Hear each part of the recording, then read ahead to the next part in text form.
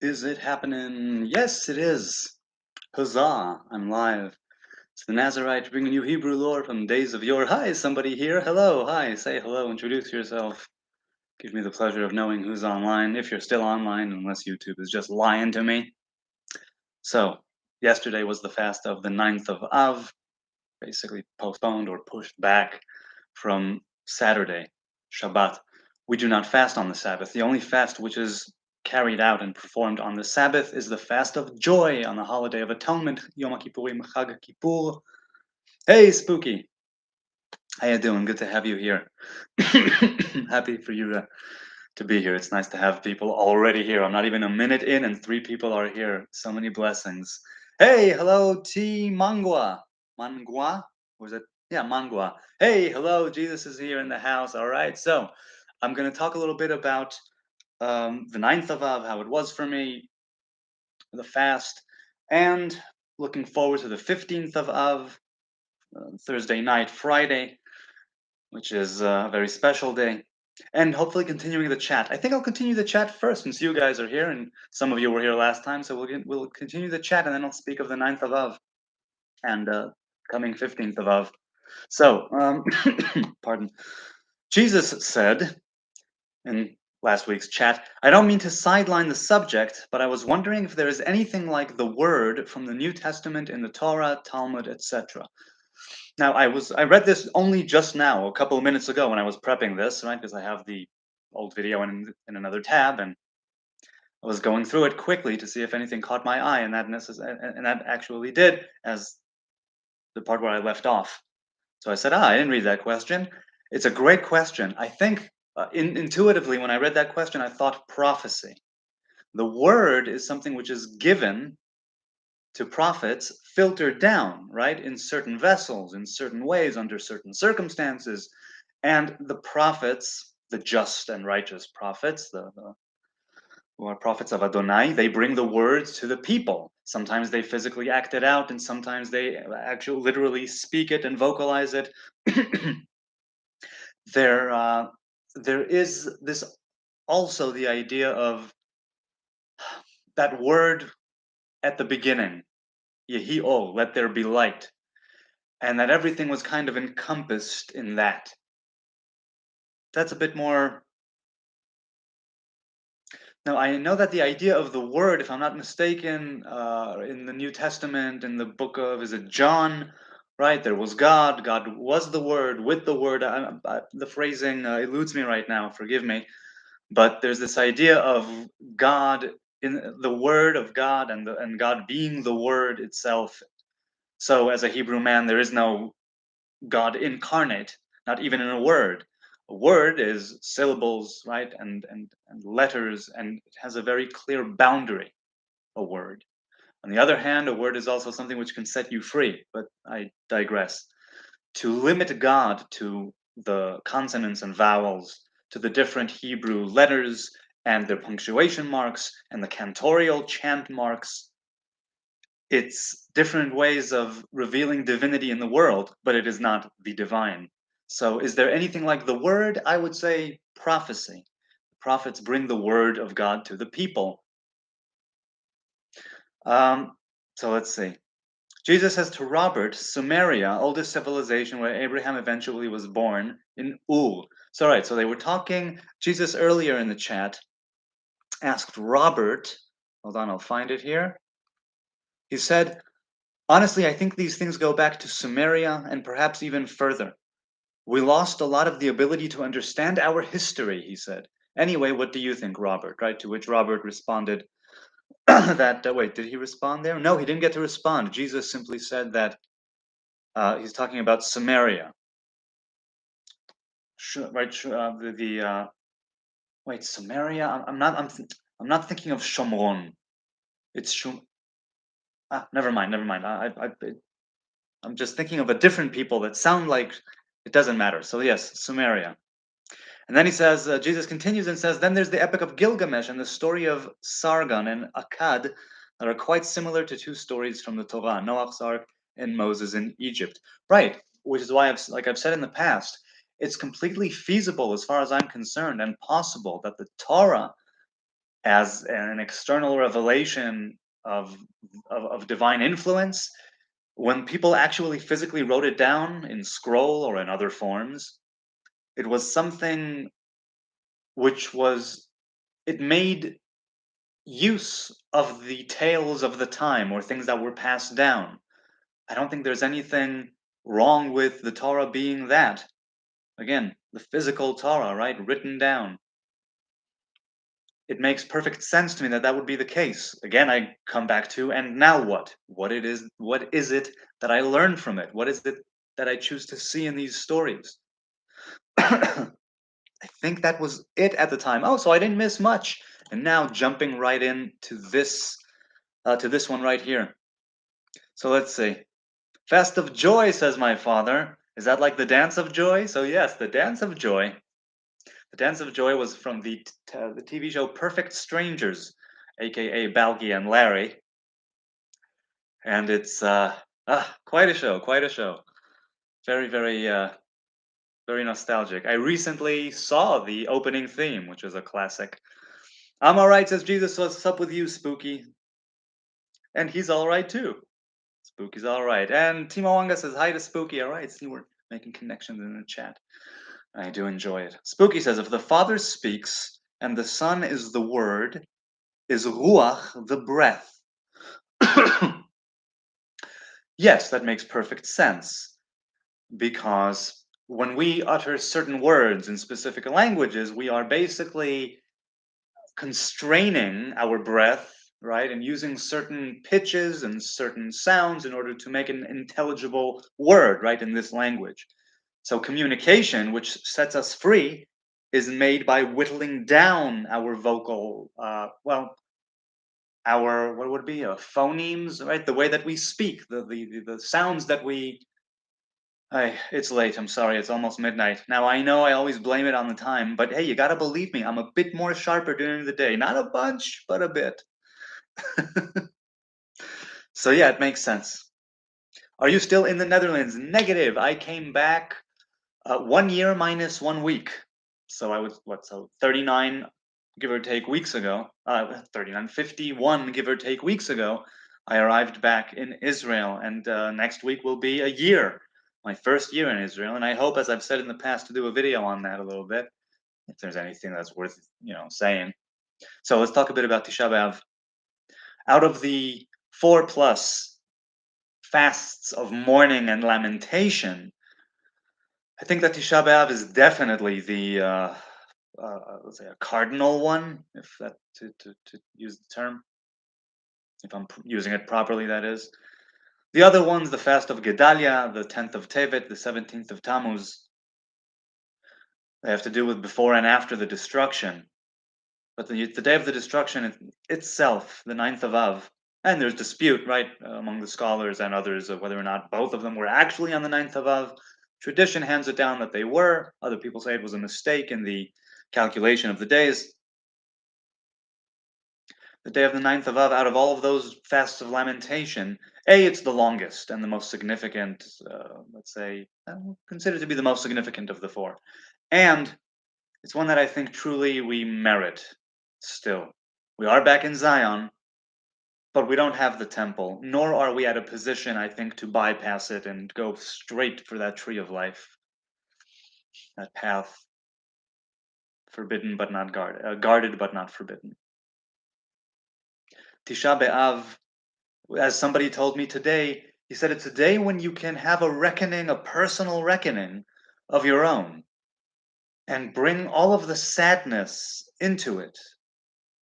It reminds me of a teaching by Rabbi Nachman, and I've mentioned this before, where he says that sometimes when you are in jubilation, when you are in joy, when you're feeling that great stir of emotion, right? Doesn't really happy, like happiness, it comes across. You're able, usually under those circumstances, to pull in certain things that out of your past, let's say, or present, that are sad, and paint them a little bit just with rose tinted glasses, paint them with a rose colored brush a little bit and see them from a different perspective. And this is not to cheat oneself, but in order to understand that it's relative. And right now, It's something that you can appreciate differently, and that makes a difference in the long term. And he likens it, I think, or maybe I'm remembering it as in the original one, it's a commentary, but he likens it there, right? It has been likened, and I've mentioned this before, as somebody in the very same context of this teaching. It's somebody, let's say you're at a wedding and you're dancing in a circle or dancing on the dance floor, and you see somebody, a bit of a wallflower, let's say, not really interested in dancing seemingly, but you can tell that they really do want to. And you start to make the approach, whether it's with verbal cues or whether it's with an extended hand as you're passing by. You want this person to join the circle and dance, because you can tell that there's something about them that wants to do it, but they need somebody to pull them in. Now obviously if they shake their head and say no, like resolute, then you shouldn't just pull somebody in. That has happened to me when I wasn't in the mood. I was at the wedding but not in the mood, and it's not pleasant. But if that person shows a little bit of, kind of a reluctance, but a desire to do it, and they just need some guidance, then you pull them into that circle and you watch how that uncertainty erupts around you in that circle of joy at the wedding. Because they were a bit shy about it, they weren't sure how to go about it, and they needed somebody from the outside to pull them in and show them how it's done. And then they're all in. They're there. To be able to pull in certain things of sadness, tragedy, pain, when it's a time when you're happy, that has utility. And like my friend said yesterday, that he sees Tisha B'av as a time where you can take in a lot of the different pain that we are experiencing as individuals, as a people, and take it in there and mourn for all of it. Now, this has some basis in actual history, and the different, I don't know, they're not hymns, they're lamentations, quite literally, poems and songs of lamentation, which are recited on the 9th of Av. During the night, there are certain ones. During the day, there are certain ones. Traditionally, there are, for different parts of the Hebrew people, Ashkenazi, Sfard, um, then there are different types of lamentations and songs or rhymes. And the reason why I say that he's right in saying that you should bring part of that pain into the present is because different lamentations were written for the various crusades and pogroms and major catastrophes and disasters right up to the Holocaust and probably even afterwards, though not as many, I should think, about the trials and tribulations of the Hebrew people. To bring in the first and the second temple, to bring in the spies. People say that the night where the people of Israel were sort of taken in by the 10 spies who went to spy the land of Canaan, they returned and they said, the land is awesome, but we cannot take it. And only two, Caleb and Yoshua, said, yes, we can. Let's go with God, kick their asses, take the land. It's ours. And the other spies said, nope, it's a great land, but we can't take it. And the people went with those spies, so to speak, and they and they were crying in their camps about, woe is us. We can't get into the land. We're not should go back to Egypt. We're lost. We're doomed. We have nowhere to go, no place to call home. And because of that, they had to wander for 38 more years in the desert until that generation perished, except for Caleb and Yoshua, the two spies who spoke well of the land and of the people's courage and strength. This night of the 9th of Av, there is much of the history, of pain that's brought in there. The fast itself for me, 25 hours, you know, ordinary. I have had more intense and more meaningful 9th of Av fasts. But the point of every fast, be it of jubilation or of mourning and lamentation, the fast is supposed to make room for something greater. You're supposed to abstain from certain things and make room for a new channel to open up, right? A channel of divine influence. On the 9th of Av, it comes from a very sad and low part, so to speak, seemingly. And on the 9th of Av, and on the day of Yom Kippur, of Chag HaKippurim, the Holiday of Atonement, that fast opens up, let's call it a different facet of the same divine revelation. Yes, a different facet, a different side to the coin. Let's put it that way. Fast makes its way. Hopefully, I did something during the fast in order to make a little bit of a difference inside of me, bit by bit, day by day, little victories and little moments of honesty and of real genuine redemption and returning, tshuva, repentance. Those moments that we can grab and take advantage of, they add up. So hopefully that fast of the ninth of Av, I hope not to need to fast any more fasts of mourning.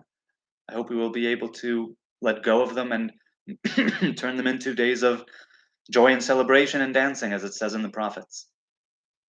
Until then, we're going to have to keep being in mourning. And mourning makes its way to joy, the joy of the 15th of Av. And speaking of the holiday of atonement and fasts of jubilation and of elation, it says in is it Mishnah, Talmud probably Masechet Ta'anit, I think it says there were no better days for Israel than the 15th of Av and Yom Kippurim, the holiday of atonement, where the daughters of Jerusalem and the surrounding areas would dress in white and go and dance in the vineyards. It would be a day for choosing mates, the 15th of Av, where several things happened. One of them being that they understood years after after it happened, that the time of the spies and that generation had ended, and they were now ready to go in to the land. If I'm not mistaken, that's one of the things that happened on the 15th of Av. I have one of the most memorable 15th of Avs. I had it 3 years ago, 2 years ago, 2 years ago, I think, in the Netherlands, where I did that lovely mushroom ceremony on the night of the full moon of 15th of Av. I think that video didn't make it when my channel was erased, but maybe it's there somewhere. Let's go to you. Let's go to you people in the chat. Let's see. Let's see. All right. Robert Harrison says Psalms 27, 13, 14. For all encouragement. Glad you're safe, Achi, with all going on. Well, as you probably already know, those of you who follow anyway, I don't, as you know, I don't listen to the news, but I have been checking out the, let's say, the headlines of late. I have nothing to say about it. It's far be it from me. I'm just looking out for the people who are there and wanting them to be safe and wanting those who are on the line of fire to be safe. Okay, so let's see. Where were we? It was, oh, I'm sorry. I skipped to the different tab. 27, 13, 14. If I had not, JPS Tanakh. If I had not believed to look upon the goodness of the Lord in the land of the living, wait on the Lord. Be strong and let thy heart take courage. Yea, wait thou for the Lord. חזקו ויאמץ לבבכם כל המייחלים לאדוני. That's right. חזקו ויאמץ לבבכם. Be strong and let thy heart take courage. Damn right. Isn't there always war in Israel, though? Yes, this recent military operation is more large scale than the ongoing deterring war. Let's say the war to not have the war erupt. So yes, there's always war in Israel, but sometimes it's on a smaller scale, sometimes it's on a larger scale. We've always been in a state of emergency, technically speaking, and to some degree legally speaking, ever since the Declaration of Independence and the War of Independence, I think. It started and it just never stopped. Jonathan says, Spooky, I missed your last streams. Did you cover the femininity of the Spirit of God? I believe I spoke of Shekhinah when I just went back. I think a couple of, no, it was a day later. I don't quite. I think I did. I think I did it. The last video. I think in the beginning of the last video was when I addressed that. But if not, then I do recall reading your. I think it was your. Hold on a second.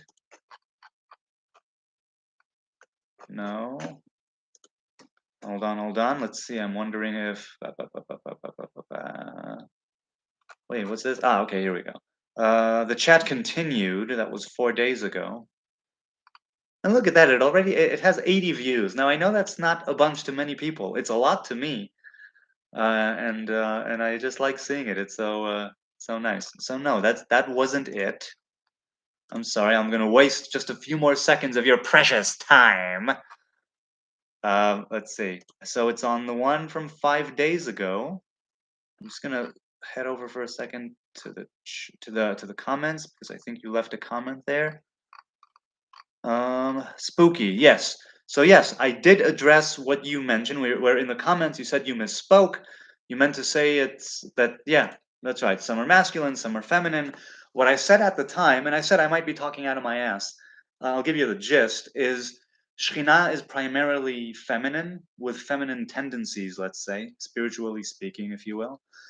And the idea of having the masculine verb come together with the feminine noun, like avar ruach, that you quoted from Iyov, if I'm not mistaken,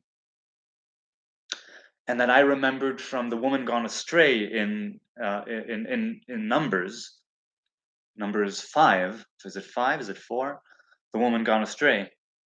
So that's what I sort of said. I said I can see how that could be, where you have the masculine and the feminine meeting in some ways, and in other times that it's purely feminine, because it has to do with different revelations of God, of right giving and withholding, something like that, right? The left and the right bringing balance.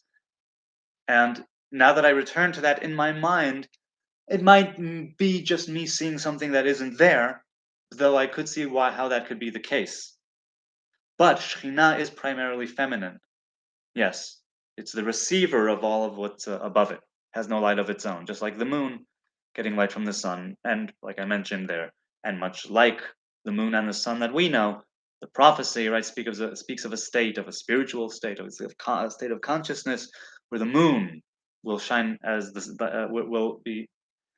The light of the moon will be as the light of the sun, and the light of the sun as the 7 days of creation, the 7 days of Bereshit. So I covered it to some degree, but who am I to say I covered it? Yes, says Jesus, the New Testament makes it seem as if the Word was prior to God. I thought it could have had something to do with the Hebrew language or a precursor of the language, like it's the programming language of reality. But this might be far-fetched. My skepticism leads to pesky questions. Good for you. Don't lose those pesky questions. Like God is not the correct term at all. It's a Germanic word, goes back to pi. Are you talking about pi as in 3.14? And he continues and says Proto-Indo-European languages, not Hebrew. Oh, Proto-Indo-European languages, not Hebrew. That's what it goes back to. Well, I do think that the Hebrew language has its uniqueness, right? Its specialty and significance. And I also think other languages have the same properties in different ways. The same type of thing, for their people. Yes, but not prior to God. Oh, Robert Harrison. It says the word has always been prior to the world. Spooky says yes, but not prior to God, only in the beginning, Robert. Okay. What does this mean, Robert? Neromem otcha. Let's see, did he know? It's Hebrew for I exalt thee. That's right, it is. I am a Hebrew noob, you say. Jesus says, I don't know if it really means the word was prior, but it is an innovation to Genesis, right? So, to which he says, Spooky responds, oh, whoops. Spooky responds, true, but depends if you think a particular angel of the Lord might be an earthly manifestation of the Son, Jesus. Okay, so I mean, I'm reading through it, and it's kind of a back and forth between a couple of things going on here. Some verses might depict, says Spooky, Malach Adonai as more than just an angel, but as Yod He Vav He itself, such as in Exodus 3. Right. And there's and for instance, we know that there are those who bow before the angel of the Lord, like Joshua and Jericho. That presence of God, when it manifests itself, you prostrate yourself, you bow, you lower yourself, you humble yourself, because it's It's a manifestation, it's a revelation of something where if you merit it for a time, you'll be able to share a kind of limited understanding. Or what is limited understanding? It's you who become great. You are the channel, right? Something inside you expands. And let's say a womb, right? A uterus. With each pregnancy, it gets larger overall. I mean, obviously it gets larger during the pregnancy, but what I mean is the different pregnancies affect it. And I don't know if this is the proper analogy, but it's different, let's say, in the third or fourth pregnancy than it was in the first. It's an organ, and if you stretch it to its like fullest capacity, and then you shrink it, and then do it again, and you understand how this could lead to some sort of differences in the appearance of it. The idea of having something expand inside of you and be able to take in that revelation of divinity, it's something you humble yourself before, because with each greater understanding and knowing of how the divine relates to you and communicates with you, it changes you in a fundamental way, and your life is not the same before as it is after. You could try running from it, or hiding from it, or masking it, or doing what you can because it scares you, or we have so many reasons um, to fear and to shirk responsibilities by and large. Forget religion, spirituality, or faith. And sometimes it's very difficult. Look at Jonah. Look at the story of Jonah. He ran away, hopped on a ship. But if you're able to do that, have that earthly manifestation and withstand it to some degree and have it fill you, even if it's just a little bit more than what you're used to. Maybe it's frightening, maybe it's very demanding, maybe you turn your ideal into such a judge that you can't even stand yourself at times. But if you go with, I think, as much righteousness and honesty as you can, it makes it worth it. So to say that something was prior, like the word, again, it's this idea of what's called tzimtzum, right? Of constraining. Or what is it called? What's the proper word for tzimtzum? The proper Kabbalistic term? I forget. But it's to take something, right, and make it smaller, let's say, or narrower. And through that narrow sort of path, we're able to withstand it and become wider ourselves. Again, that hourglass thing. Or kind of like the tree of life, starting, with one and ending with one, splitting up in the middle. There's this expansion and return. An expansion and a return. And as my mother says, the DNA is breathing.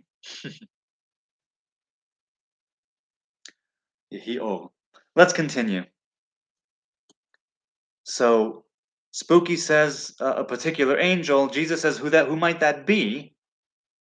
But he says, I'm not sure. Sometimes it seems to just be another Malach Adonai, an angel rather than the angel. Well, yeah, there's Malach Elohim, but there's no Malach Ha Adonai. There's no Ha Yod He Vav He. When it's speaking of an angel or a messenger of some kind.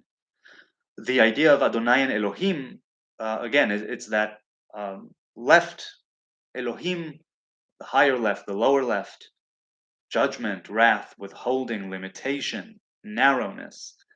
And there's Adonai, which is the middle pillar, which is mercy, harmony, beauty, knowledge in the form of connection. And those two types of angels, let's say, and there are other types as well corresponding with the right pillar of chesed, of giving, of the right hand. Their names and their purpose are kind of intertwined. And it's said that they are sent with a very specific purpose and goal each time they are sent. A very unique and singular sort of mission, like a surgical strike, something they need to perform in just exactly such a way. I see this when if we're talking about humans, the same thing can apply to us, where at times anyway, you should be aiming and focusing on something very, very sharply, concisely, precisely, zeroing in on something and going for it. And it could be immediate, it could be, something long term. I'm not sure, because that applies in both, obviously. We're goal oriented people. But what I mean to say is that, no, you know what? I'm going too off road. I'm going rogue. So I'm not going to say what I was going to say. I'm not going to say what I was going to say. Um, the bottom line is, let's not despair from doing the right thing. That's what I'm saying. Let's try to focus on those times. Cultivate that sort of nature out of choice, because angels do not have choice traditionally. That makes all the difference. So let's see. Okay, I will check out your last video, Jonathan. Thanks. Yes, thank you. I appreciate it. Yes, I do. Not much is known about it, I bet, says Jesus. I've said many times before, my knowledge is lacking in a lot of parts. I just let fate decide what snippets I read, and then I'll delve into it a bit. Hey, you know what? It's perfectly fine to be called to the book, to open it up in a certain part. There's this idea, according to the sages, or maybe it's later with the commentators and so on, who say that your Torah should not be tears and tears, kraim, meaning it should be something that you sort of read that forthrightly, right? Regularly, straight, in an ongoing kind of way, and not a snippet from here, a snippet from there, a bit of this, a bit of that. That it should be something of consequence and something that has like a wholeness to it. Now, this is a teaching, and I suppose there are certain halachas which have been derived from that teaching, possibly, because obviously the halacha that one ought to learn Torah is, well, halacha. There are different ideas on what sort of Torah is more preferable. There are different ideas on if you learn for 5 years, but you don't see a sort of mm, goodwill towards it rising in you, that you should change an angle and study something else, a different facet of the Torah. But study is something which is a commandment. Obviously, strewn about the Torah is the commandment to study it and keep it on your heart and between your, and in your noggin and in your actions. Learning Torah, seemingly sort of according to muse or inspiration, suddenly you are called to turn to the book or hear a snippet or listen to a lecture. It's something that is less desirable. That's at least one way of looking at it. I happen to think that for me, well, I don't know. You could make the argument that I certain parts of the Torah are certainly like tears, like pieces and pieces. Kaim means parts ripped out, torn out. So tears and tears, rips and rips, pieces and pieces of paper. Some parts of the Torah, primarily different parts of the Shulchan Aruch, which I almost never read, things to do with, right, the law, and the conduct and of like legal things, actual legal matters, let's say. Or Talmud, I haven't studied enough Talmud, Babylonian, Jerusalem Talmud, haven't studied enough of it. And as I've said before, I don't rule out going back to it. Definitely not. So if that's how you're called to go about gathering your knowledge, I think as long as you are focused, right, on what's good and proper and well and righteous, and you always hit the mark. Hell no. Lord knows I don't. But as long as that's where you are oriented, those different bits and pieces that you take in, those snippets that you collect, they add up and they make an impression. There's a Vishimu there, as it's known. Torah leaves its impression. Maybe not always, but to those who are open to it, definitely. And it doesn't mean you can't be skeptic, and it doesn't mean that you can't be doubtful, and it doesn't mean that you need to go with some blind faith that it's all the word of God incarnate. But you should go over there with an open mind and an open heart, I think, to the Torah, with some amount of context, historical and otherwise. So I'm glad that you're doing that. I really am. It's nice that you do that. I do it myself with different parts of the Torah. And yes, there are parts of the Torah that I, thank God, study regularly. It's such a blessing. Let Shekhinah lead you, Jesus, said Spooky. Trivia question, says Robert, for HN and all. What was the only fruit that could come into the presence of God? The only fruit that could come into the presence of God. Well, I think that if you're talking about the presence of God as in the temple, then the first of the year's fruit, the bikurim, right, the first fruit would be gathered and brought to the temple on Shavuot, and over there you would bring them in a basket, and you would lay it in front of the altar, and you and the priest would exchange a bit of dialogue, where you would go back all the way to Lavan of Aram, where Jacob stayed, and everything that went on there, and the going down to Egypt, and coming out of Egypt, and the giving of the land, and all of that, to get to here. I've done my part. When you bring those first fruit, I'm trying to do my thing. Open up the heavens, as it were, and give us the blessings that we need to survive and become better. So what fruit? The only fruit that could come into the presence of God, assuming you're not talking about the first fruit. I'm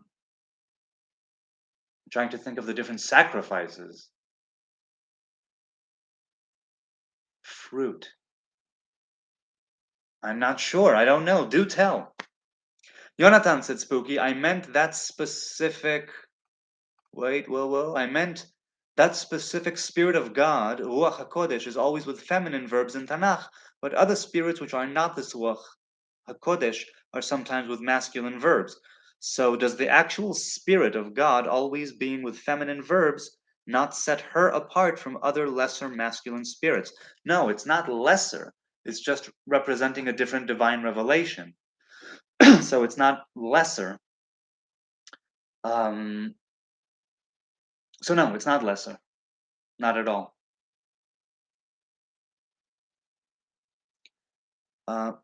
Okay. Jesus says, but even if we knew the texts wholeheartedly, I think it would be ignorant to presume to know anything.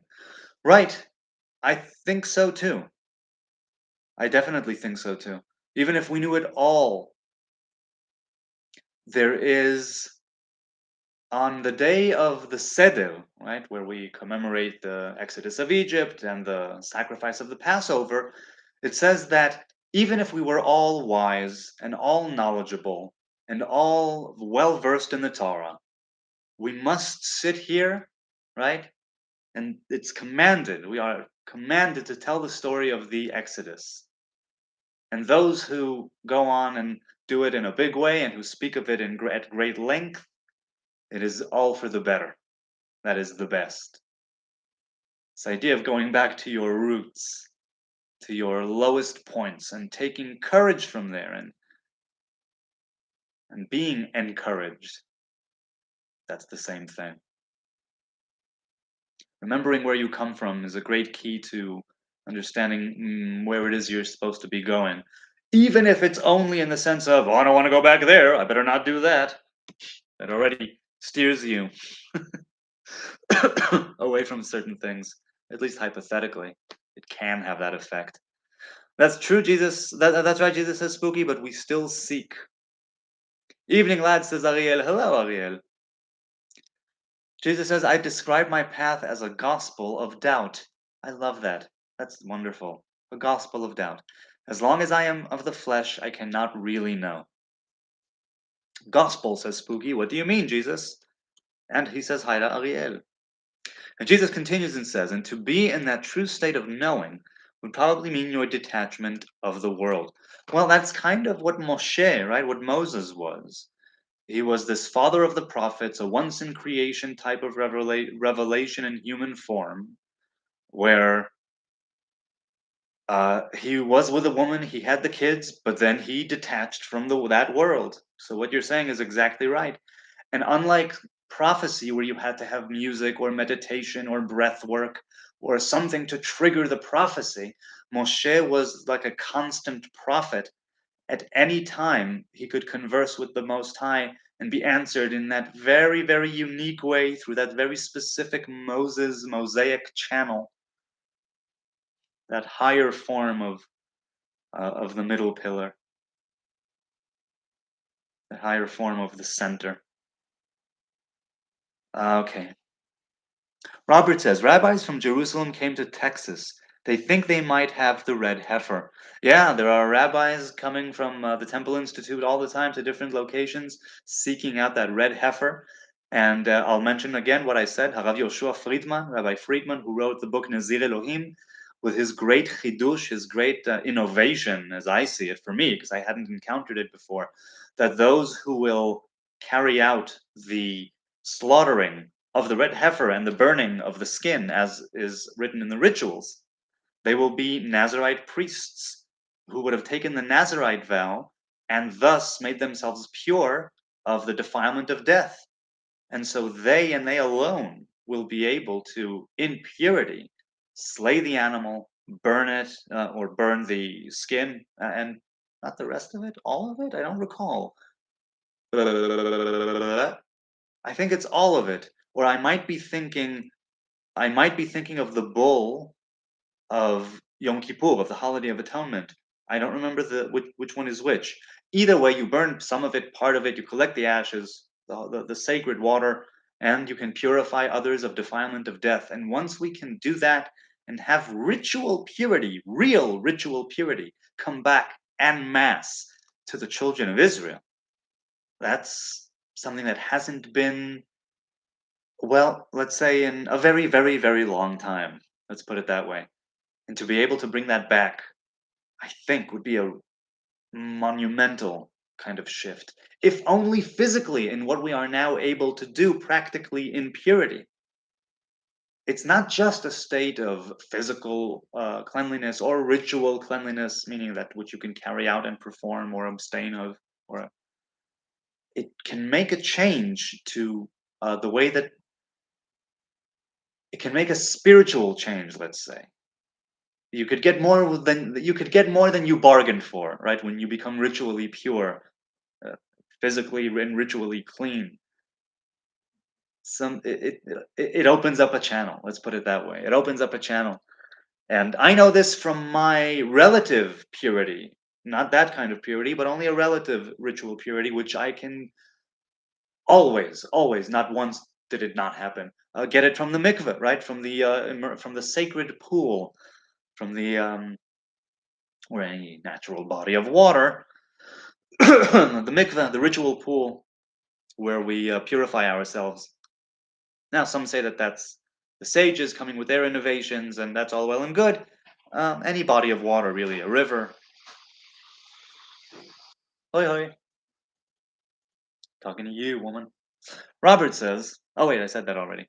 Jesus says he says it's just a rough description with some poetic freedom. Yes, detachment from the world, true state of knowing. Yes, it is a rough description, but it's also spot on, I think. I mean, if I would think that's what Moses was going through. Jesus says it means I believe I have to be in a constant state of doubt. Ooh, Spooky says very wise. Like a wise owl. Robert says faith is the cure, Jeeves. Funny you should mention Jeeves. My woman and I were talking earlier of classic TV butler names. It took me a while to remember the one from The Fresh Prince. It's Jeffrey. I remembered that Will calls him G. Is it G? Is it J? It's G. That kind of Jeffrey, right? GEO? If I'm not mistaken, there's that kind of Jeffrey. All right, let's see. Jesus says it's something I learned from how I got longer lucid dreams. Hey, that's very, very cool. Very cool. I loved my period of lucid dreaming. Yes, says Spooky. No ha yod he vav he. That's right. Um, right. So there is none. Let's see, or at least not written. Right. Correct. Correct. Correct. Pomegranate. Wait, faith is the cure, Jeeves. And he says, pomegranate? What? Not following you. I mean, ha-Adonai. Right, I understand what you mean. I'm trying to remember. Is also Adnut Aleph Daled Nun Yod spelled out Adonai? Does that not appear either? I don't think so. Hmm. So yeah, it's Malach Adonai and not Malach Ha-Adonai. It's only Malach Ha-Elohim. Okay, let's see. Well, I have faith in a way, says Jesus, that there is something to our existence worth exploring at least. And when you get close enough, you kind of know it is necessary. I know what you mean. I know what you mean. Faith is living, says Spooky, growing. Yes, I agree. I really know what you mean, Jesus, when you say that when you get close enough, you kind of know it's necessary. Right on. Definitely, definitely. With faith, says Robert. I'm sorry. Robert says faith comes by hearing and hearing from the word of God. Faith comes from hearing. Well, in this week's Torah portion, Moses warns the children of Israel, don't forget what you saw in that fire, what you heard from the fire. Don't forget there was a voice. Keep those words on your heart and in your head. Pass them down to your kids. At which point I look up from the Chumash, from the Torah, and I go, because I was learning with my kids, and I go, that's what we're doing right now. And it's what we are doing right now in this chat, although you're not my sons.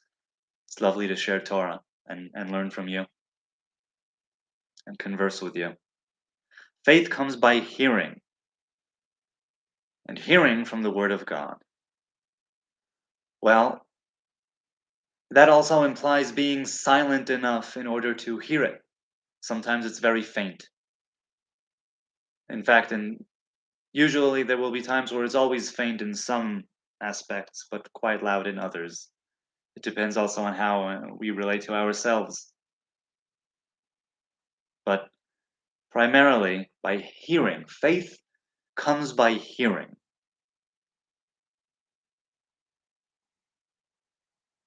That's an interesting way to put it. And hearing the word of God. Faith. Do you believe that faith is an instinct, Robert, or other people out there who might be listening or watching now or later? Do you believe that faith is an instinct? Do we instinctually call out, put faith in things that we can't perceive, just as a form of expression, of natural expression of humanity and the human condition? What do you think? Do let me know. But it's definitely what you said, Robert, definitely goes with what Moses is trying to convey. It's like, don't forget what you heard. And he reiterates it a little differently, the Ten Commandments in this week's Torah portion. Don't forget what you heard. Don't forget that you only heard. You saw no visuals. There was no revelation. There was a revelation in fire. There was a revelation in the ram's horn growing ever stronger. And there was the smoke. And there was all of that pyrotechnical revelation and right, everything going on there, the burning mountain, and a voice that, according to Midrash, literally killed them, and they had to be brought back to life, which also calls back to Eden and the tree of life and what happened later, and the golden calf and all of that.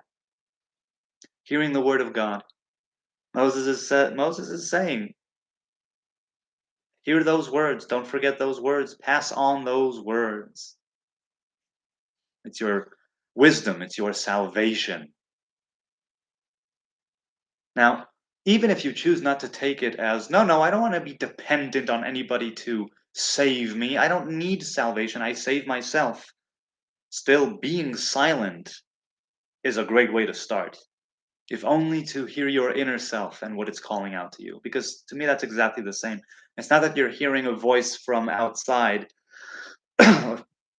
it's that ram's horn at Mount Sinai, it went inside.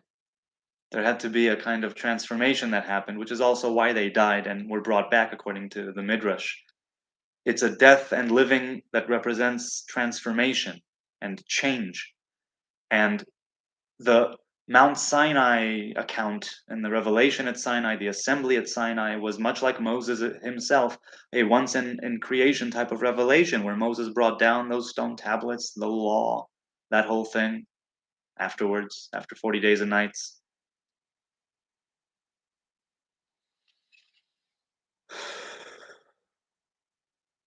And so they died and they were brought back to life. The voice killed them and then they were brought back to life. And something changed in the interim.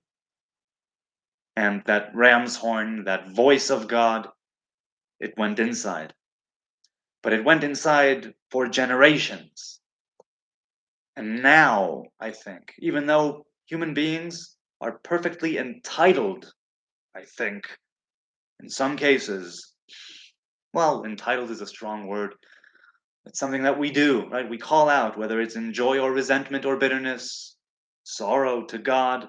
We raise our fists. We raise our hands in gratitude. We call out to that God. Sometimes, some don't, obviously. But it went inside. And if we are silent enough, and if we go inside a little bit, it's something that we can hear. It can have our own voice, but I think we can definitely hear it. You could call it conscience.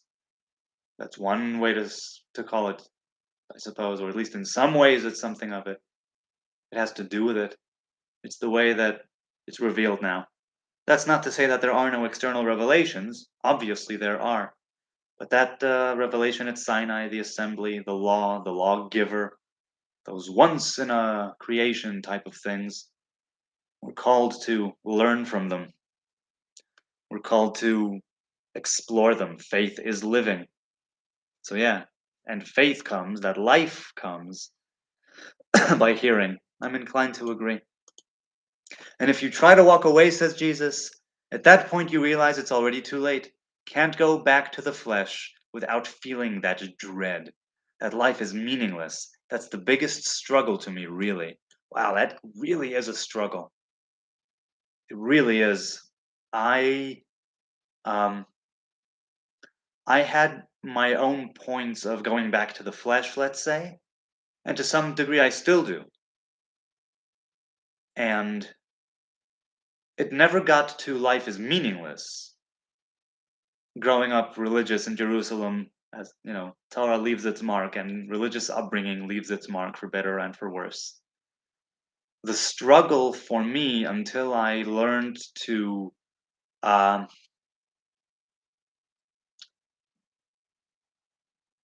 well, what would be the word? To not be so aggressive in my struggle, not in order to give in, but in order to not crack the whip needlessly. Um, Life always has meaning. Now, it can be a terrible meaning at times because that's part of the nature of existence and being human for sure. But there are different degrees of going back to the flesh, and yeah, it's too late. I know what you mean. It will always be something that you judge your life by, or not even a bad judgment, but one that can be potentially encouraging and well revitalizing. I'm not phrasing it properly. It's oh my god, it's a quarter to 1 in the morning. I'm gonna go soon. And it's almost an hour. So it seems I'm more sensitive to these hour-long things. But I am gonna continue a little bit more because I enjoy your engagement so much. I'll take this, as a quick aside. Thank you. I deeply appreciate each and every one of you viewers and the likes and the subs and the views, those who are watching now and later, those who are watching and left. It's it fills me with such joy and gratitude to be able to go on live and speak and converse, have this dialogue. It sustains me in a big way, and I'm happy to be doing it again. I I certainly am. Thank you for bearing with me, with my absence of late, and with my ramblings, and with my moments of dead air with my mistakes, with my rants, with times when I probably shouldn't have gone live. So I'm going to read a few more and then I'll say goodbye. But I wanted to let you know how much I appreciate your time, your kind attention. I hope I make it worth your while. It's very meaningful for me. So know that you're doing me a solid by being here with me and spending time with me. So much fun. So much fun. You know there is something, but you also feel like you're going crazy, lol. So, like I said, that I can't relate to in the sense of, with me, it was always because I was oversensitive to the existence and the proximity of the something, and I was more along the lines of, oh my God, how can I lift my head and look into the world, into what I right into the face of God, as it were. How can I lift my head to God, knowing what kind of a piece of shit I am? And that's a relative, speaking relatively. It's a loose kind of term, but we all do things where we miss the mark. I think we all do things where sometimes we aim to miss the mark a little bit. Maybe it's just me. Emotions, urges, they get the better of us at times. But the overall direction is one of righteousness. So even if sometimes it feels like you're going crazy, I think you need to comfort yourself.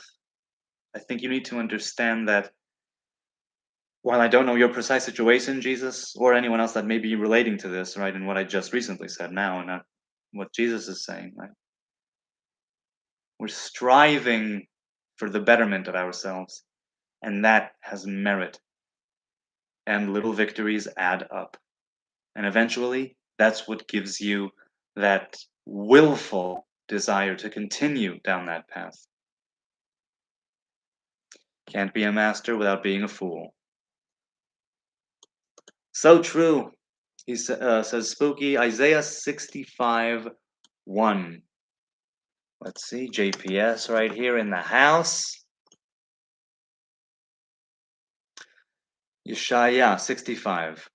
I gave access to them that asked not for me. I was at hand to them that sought me not. I said, behold me, unto a nation that was not called by my name.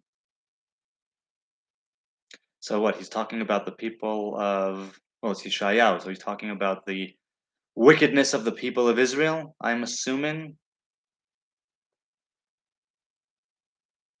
Am I correct? I think I'm correct in that, but I'm not sure. I don't remember the context exactly of the verse. But if you're speaking of it, so yeah, so it's not knowing. Right, I understand what you mean, Spooky, in the context of what Jesus was saying. Pomegranate Cohen would wear. Oh, they would wear a pomegranate. That's the fruit that can be in the sight of God. Oh, I see. Pa'amon verimon, pa'amon verimon. Very, very nice. You're talking about the Kohen Gadol. The high priest would wear a garment of tchelet, and it would have golden bells and golden pomegranates. Well done. That's right.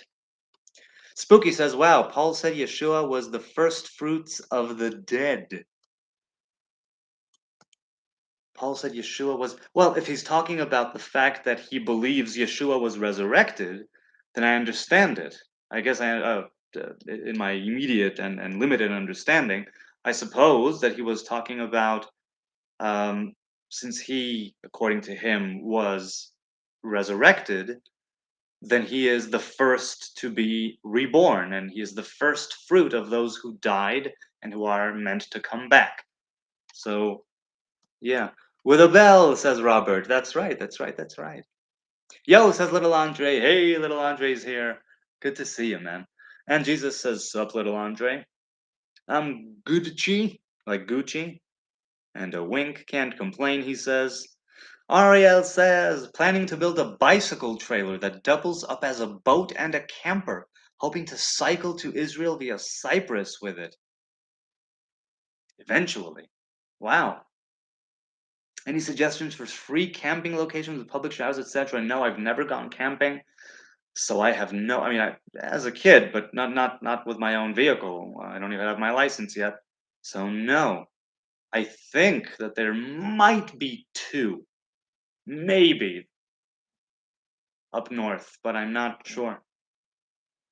Um, might be two, meaning not, and that's it. It's the exhaustive list or enumeration, but that two that I might know of because I heard of maybe years ago. So I have no idea. I'm not hip to that scene. So let's see. Oregon Freebird. Hi, hello. All right, yeah, I'm gonna read this by Oregon Freebird, and I'm gonna say goodbye because I'm gonna have to go. Unfortunately, but I'm gonna have to go.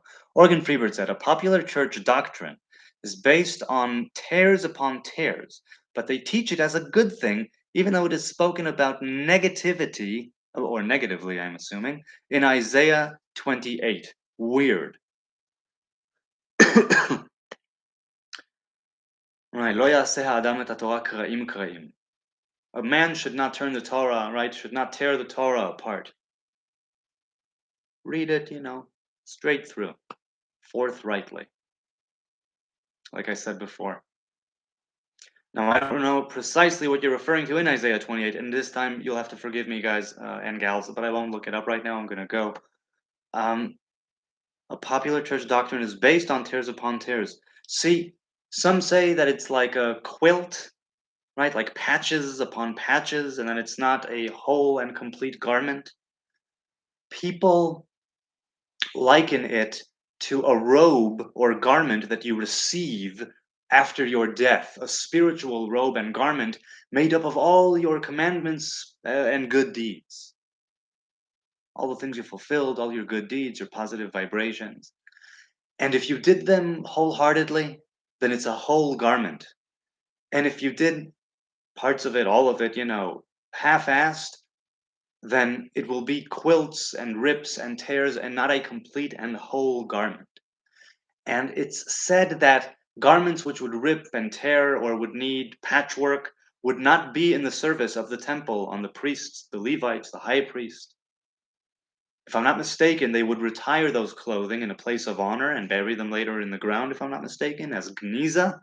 I might be wrong about that, but I don't think I am. And it's that idea of wholeness. Now, we are human beings. We are flawed and fallible up the wazoo. We will not be wholesome even if we tried, but we ought to try to do things wholeheartedly with what we can. So I do see the good parts and the utility of having tears upon tears if that's what you're drawn to. It's like if you do it with tears upon tears, but you're consistent, maybe that's good enough. If you put to practicality and real usage that which others that go through the Torah in a straight way forego, but you taking it in bit by bit, snippet by snippet, rip by rip, tear by tear, page by page, random page by random page, but you're able to bring it to a completion and a practicality and go with it and run with it and go all in, and maybe even if it's only on a single commandment, but you devote yourself, you separate yourself for that commandment and to fulfill it whenever, whatever the circumstances, that type of thing. That's not without any merit or utility or righteousness or commitment or discipline. Now, I'm not justifying doing one thing and calling it another, because I don't know how things go down, and I don't pretend to know the different calculations of the Most High. He is a judge and an ideal, that whole thing. And I presume nothing. I just know that certain things I've been more straightforward with and straight arrow, and other things I've been very quilt patchwork pieces, rips and tears. And I can see the positivity in both. And maybe I'm just turning something bad into good or not as desired into something seemingly desired and okay. Maybe I'm just making excuses to forego my responsibility to be more, what's the word? Be more fastidious in my studies. I mentioned the word fastidious recently, and it's not what I thought it was, and I knew it as I was saying it. Fastidious. But this might actually be it. Fastidious. Very attentive and concerned. Yes, accuracy and detail. Yes, I used it correctly this time. On that note, I'm going to say goodbye. God willing, I'll be on tomorrow to complete this chat and to speak to you more, share with you more, learn from you more, be enlightened, and expand myself a little bit more. I thank you once again from the bottom of my heart. It's so lovely to be able to press go live and do this with you on the fly. It's so raw, it's so here and gone, despite it being saved, on YouTube, you know what I mean. Lord knows with my other channel it was here and gone. But besides that, I'm thankful to you. You could be doing anything else. Yes, you could be doing so many other things. But for some warped and morbid reason, we're here together doing this. I could not be more jazzed about it. So thank you for spending some time with me. I hope it was worth your while. God willing. See you tomorrow around the same time, maybe a bit before, maybe a bit later. Maybe I'll have even less brain cells. Only time will tell. Will you be there? Maybe.